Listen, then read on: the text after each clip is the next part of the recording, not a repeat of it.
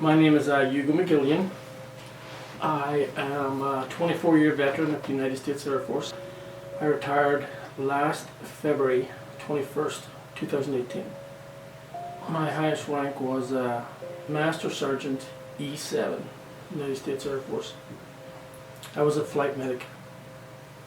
Primarily, I got over about 1,100 hours between C-17 and I got like maybe 1,600 hours on a C-130 combat plane.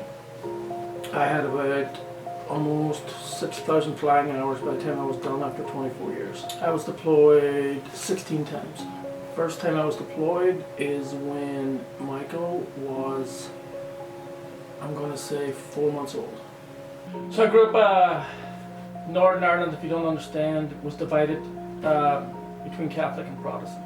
A lot of violence. Grew up very poor. A lot of people in Ireland were extremely poor, especially Catholics. I was one of 11. I'm right smack in the middle. Went to school over there through high school. You get done high school when you're either 15 or 16, depending on when your birthday falls. And about 10 years ago, I discovered that out of a class of 27 or 28, that only 3 of us survived past our 30s. Everybody else was killed before they were 30 years of age. So getting out was probably one of the best decisions I ever made. Going to school and then coming to the United States. So I truly believe that things would have been a lot different had I stayed in Northern Ireland when I was a teenager. Going overseas was pretty tough. I remember my first time landing in Iraq, and I'll never forget that, the smell of damp. If you ever go to an old house, that smell of rotting concrete and dust, and it'll never leave.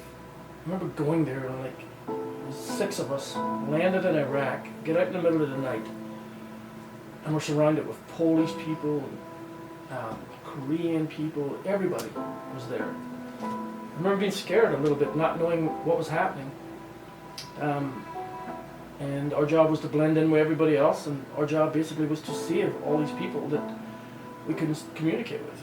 But, you know, expressions do everything. So we blended in, got to know everybody, and at that start, we were a peacekeeping force in Iraq. There was no violence towards us or any of the peacekeepers, and that changed after about 6 months, after we caught Saddam Hussein. Then everybody turned on the United States because they wanted them out.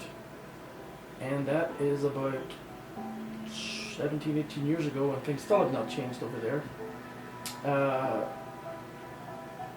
I remember just like when we first got there, the people that were just killing one another, we were not allowed to interfere. And it was just devastating to see kids and women and children, and it was just horrible. Just stand back and just watch people kill one another, and we could not do anything. And then, I believe a couple of months later, that's when the violence turned on us, and it was pretty horrific. Every day there was so many bodies and people. Yep, just crazy. Everybody's got some form of PTSD. You can't go into war and not leave without some memory or injury. It's how you deal with it every day. You think about it every day. There's no way you can't. You'd be immoral, inhuman to not think about every single person you were in touch with, every single person that didn't make it on your plane, and then all the friends that have committed suicide since they've come back. It's just how you deal with it, how you comprehend it, and how you focus, and the ability to move on and realize that, you know, what you did was not normal. And it makes you extremely vigilant for the rest of your life. You can't change it.